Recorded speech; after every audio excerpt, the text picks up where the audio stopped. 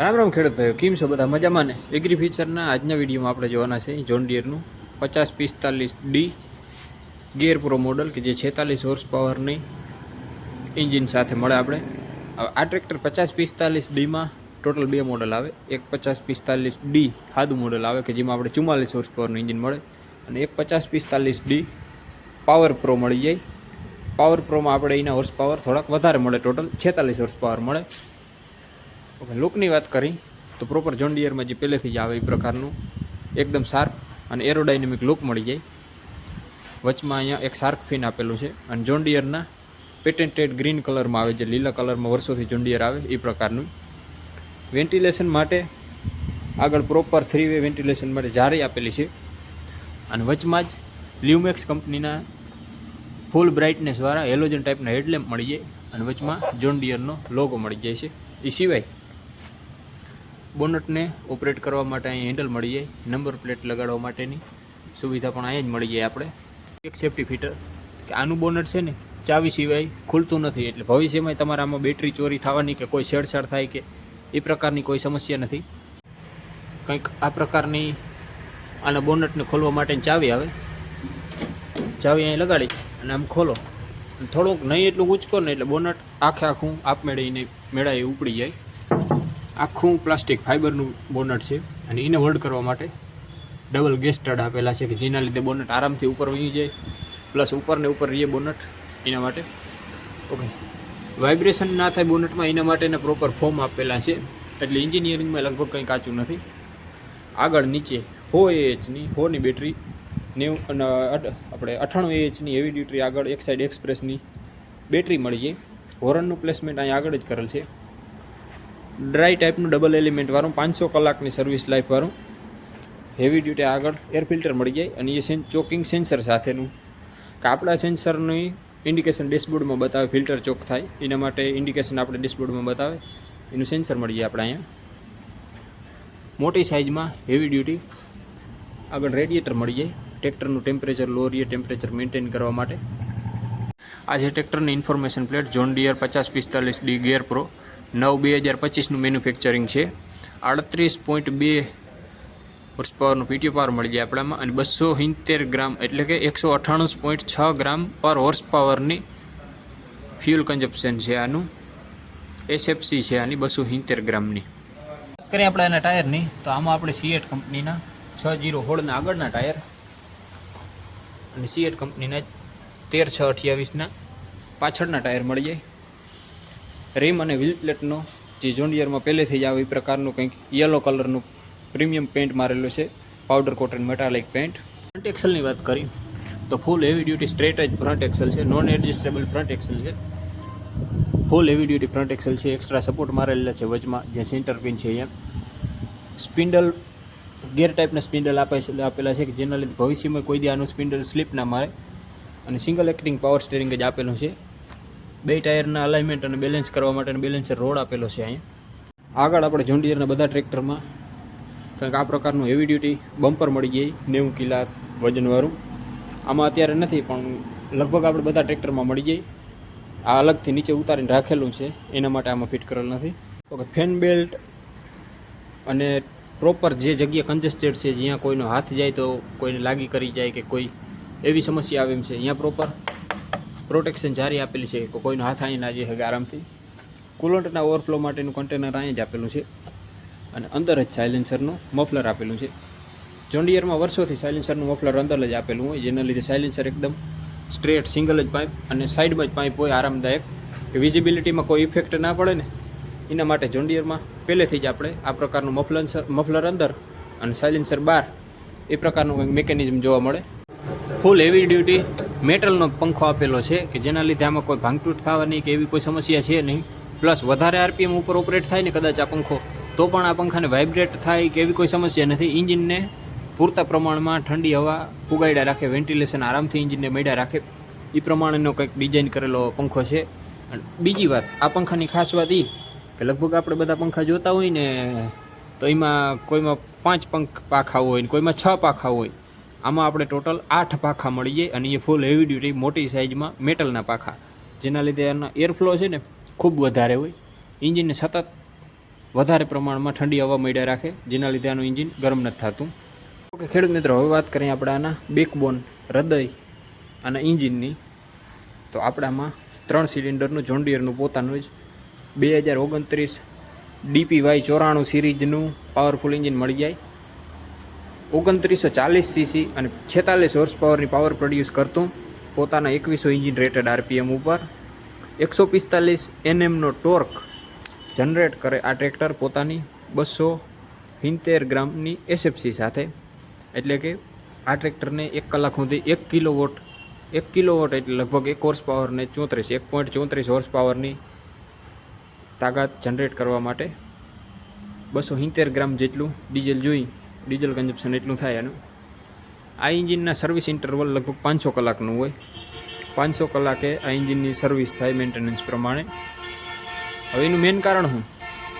Main કારણ એ કે એક તો આના સ્પ્રે જેટ, આમાં નીચે ક્રેન્ક કેસમાં સ્પ્રે મારેલા હોય, સ્પ્રેના જેટ હોય કે એ સ્પ્રેના જેટ છે ને નીચે ક્રેન્ક કેસમાંથી લાઇનર જે આપણું હોય, જેમાં પિસ્ટન ઉપર નીચે થતું હોય, એ લાઇનરમાં સતત ઓઇલનો સ્પ્રે કર્યા રાખે, જેના લીધે ટ્રેક્ટર ગરમ ઓછું થાય અને ઓઇલનો બગાડ ઓછો થાય.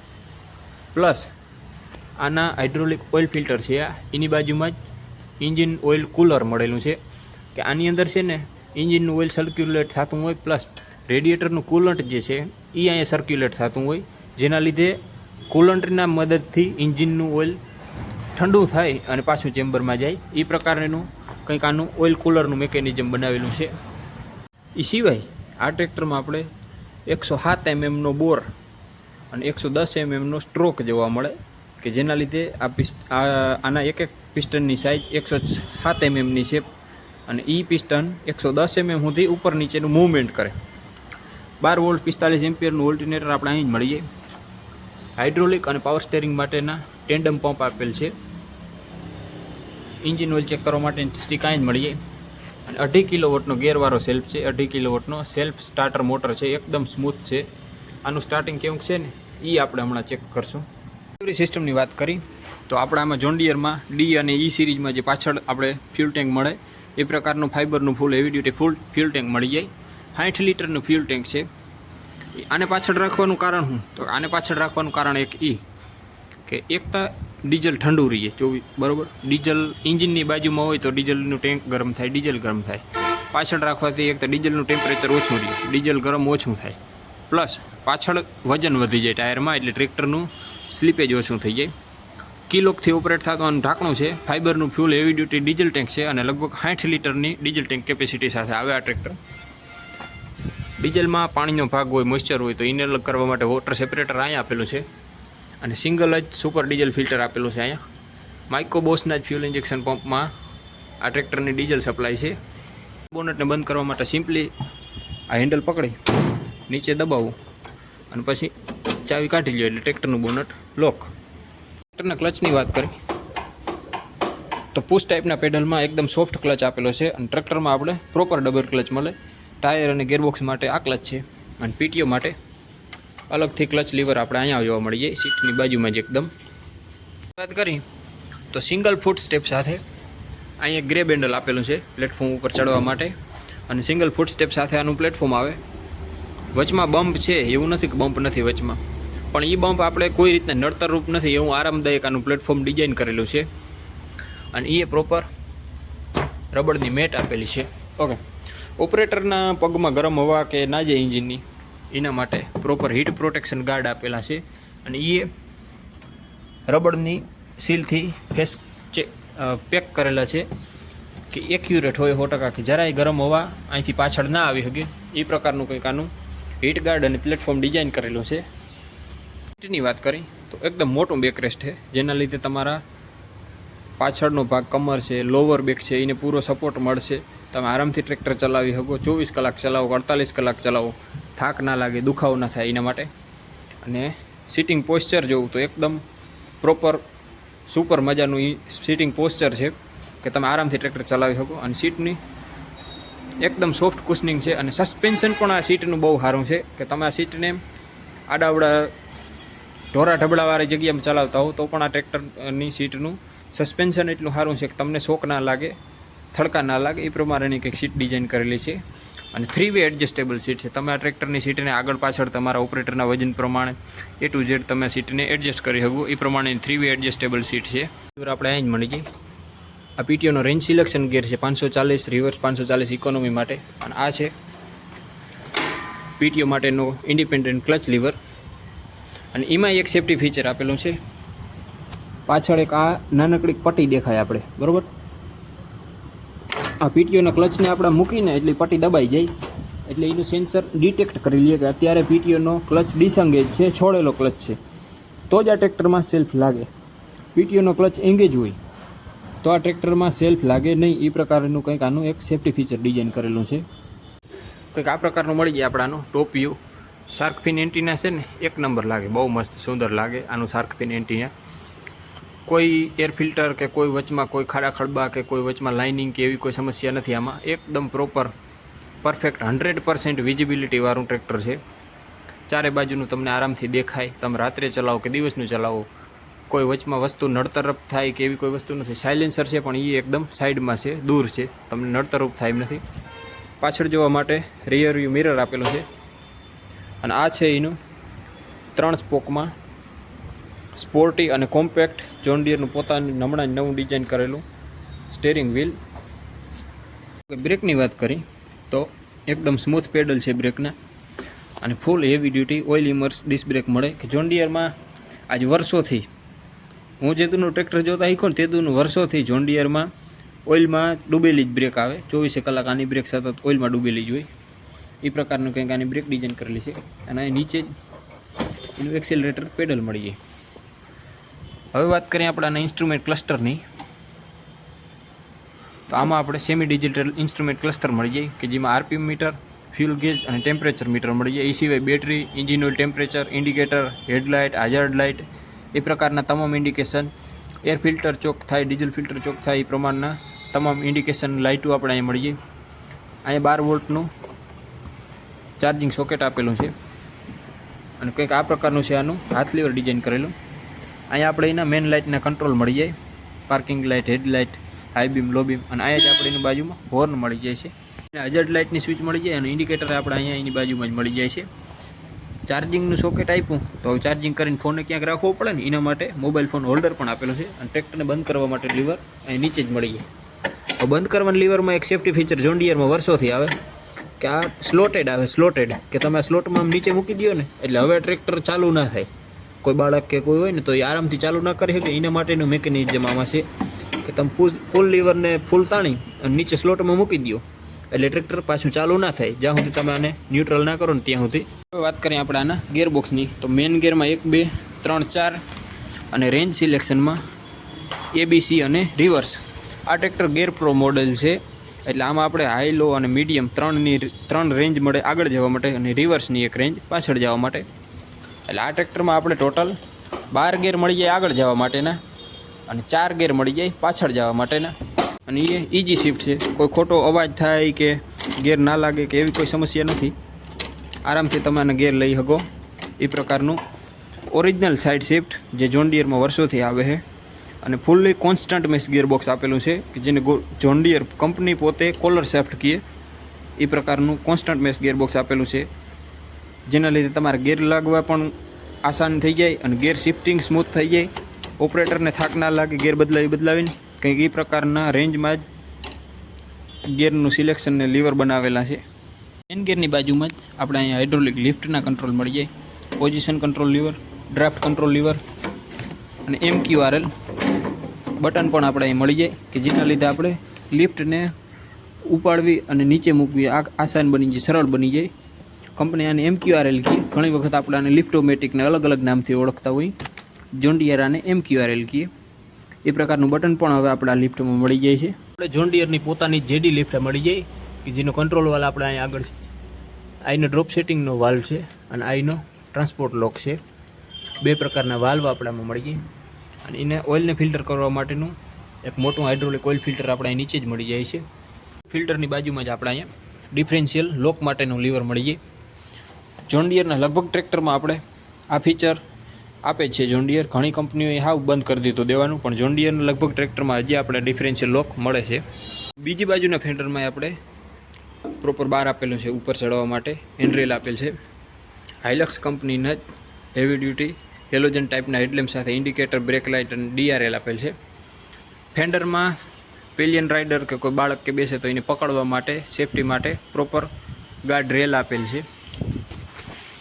કંઈક આ પ્રકારનો છે આનો સર્વિસ ચાર્ટ.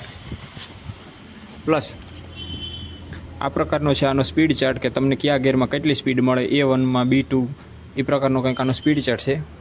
અને અહીંયા બાજુમાં જ એનો ટાયરમાં એર પ્રેશરનો ચાર્ટ આપેલો છે.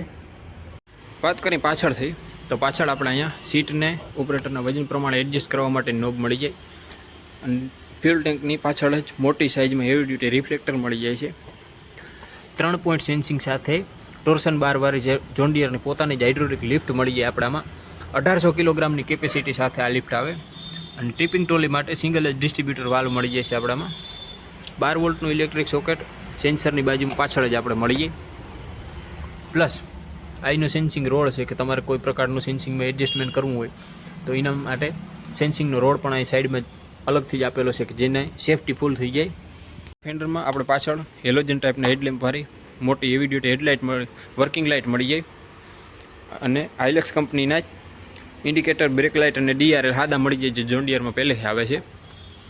નંબર પ્લેટ લગાડવા માટેની સુવિધા પણ આપણે અહીં જ મળી જાય. અને એમાં એક LED લાઇટ આપેલી છે લ્યુમેક્સ કંપનીની. ફેન્ડરમાં પણ અલગ અલગ પ્રકારના કોઈ આપણે કેનોપી આરઓપીએસ કે આ તે વસ્તુ કોઈ લગાડવી હોય તો એના માટેના હોલ પ્રોપર ફેન્ડરમાં નીચે, ઉપર, આજુબાજુ બધે આપેલા જ છે. એટલે એ કોઈ જગ્યાએ આપણે ટેન્શન છે નહીં. હાઇડ્રોલિક અને ગિયર ઓઇલ ફિલ કરવા માટેનો કેપ અહીંયા આપણે આપેલ છે. એ સિવાય આપણે વાત કરીએ ટ્રેક્ટરના PTOની, તો આપણે 46 હોર્સ પાવરના ટ્રેક્ટરમાં લગભગ 39 હોર્સ પાવરનો PTO પાવર મળી જાય. 540 સ્ટાન્ડર્ડ અને 540 ઇકોનોમી ડબલ PTO મળી જાય આપણે આમાં.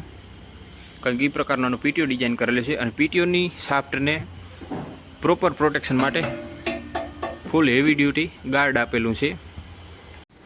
જમણી બાજુના ફેન્ડરમાં જ આપણે એક ટૂલ બોક્સ, ફાઇબરનું હેવી ડ્યુટી ટૂલ બોક્સ મળી જાય છે.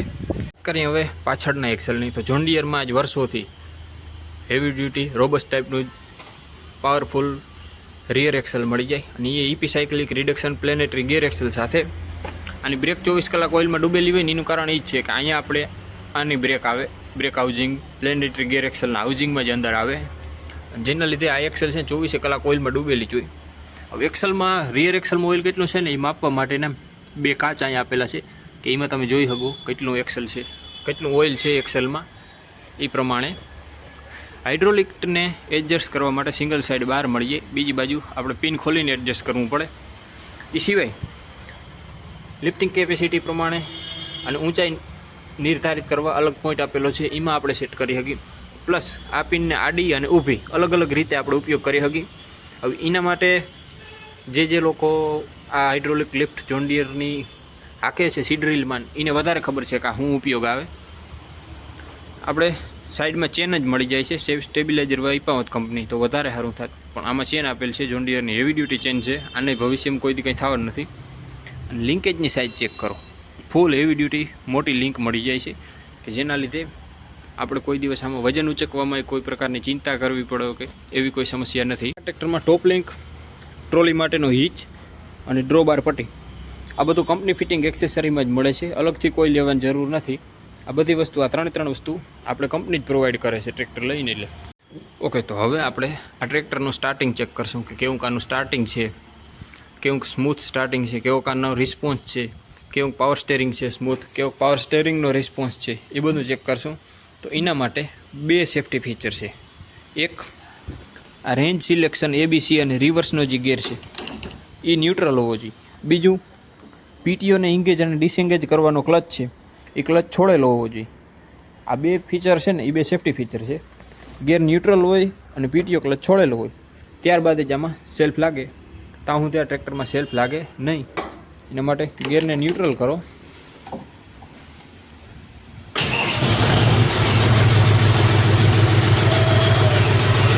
કંઈક આ પ્રકારનો સેલ્ફ લાગે. એકદમ સ્મૂથ સ્ટાર્ટિંગ છે. સ્ટાર્ટિંગમાં કોઈ પ્રકારનો ખોટો અવાજ કે ધુવાળો કે એવી કોઈ સમસ્યા નથી.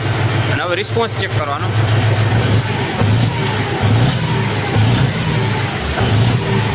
એન્જિનનો રિસ્પોન્સ સારો છે, બહુ સારો છે. પાવર સ્ટેરિંગ અને ટર્નિંગ રેડિયસ ચેક કરો.